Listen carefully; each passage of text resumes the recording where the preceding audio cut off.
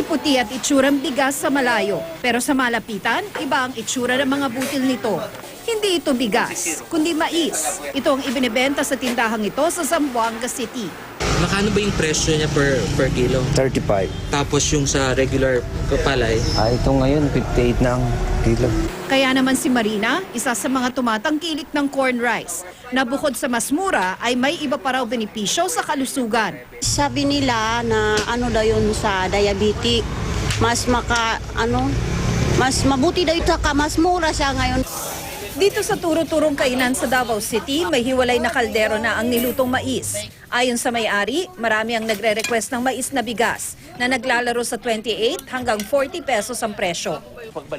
Halos pareho rin ang presyuhan sa mga pamilihan sa Coronadal City sa South Cotabato. Mas tinatangkilik pa rin daw ang mas mahal na commercial rice, pero mabenta rin naman daw ang corn rice, lalo na sa mga health conscious. Pero sa isang malaking palengke sa Quezon City, walang mabibiling mais na bigas. Bago matapos ang taon, ayon sa Department of Agriculture, may mabibili ng corn rice sa mga NFA outlet. Isinusulong ng DA ang corn rice dahil mas madali raw itong itanim kesa palay.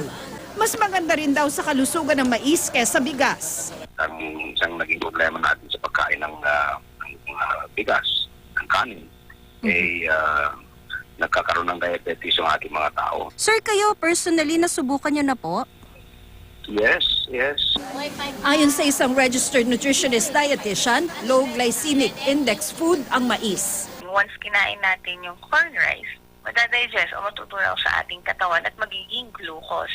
Yung pong glucose ay dahan-dahan na i-absorb ng ating dugo. Kaya yung mga may diabetes, example, hindi nagsushoot yung blood sugar level dahil ang corn rice ay may additional fiber at iba pang nutrients, nakakatulong po siya para mapababa ang cholesterol.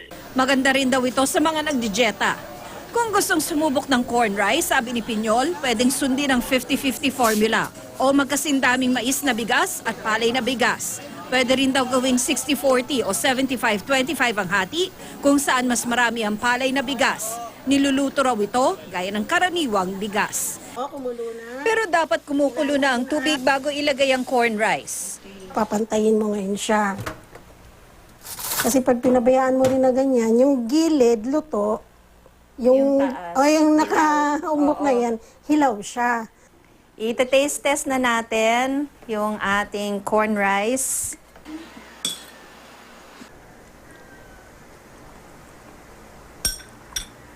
So, umpisa walang lasa.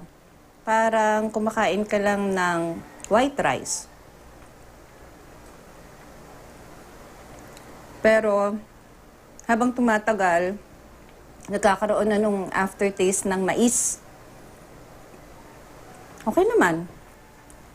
Pinatikim namin ang corn rice sa ilang naabutan naming nanananghalian. Mas matabang yan kaysa sa normal na kanin. White rice pa rin. White rice pa rin. Kahit si ate na piniringa namin, white rice din ang pinili. Medyo malinamnam yung pangalawa. Yung una, Matabang. Tina Panganiban Perez, nakatutok, 24 oras.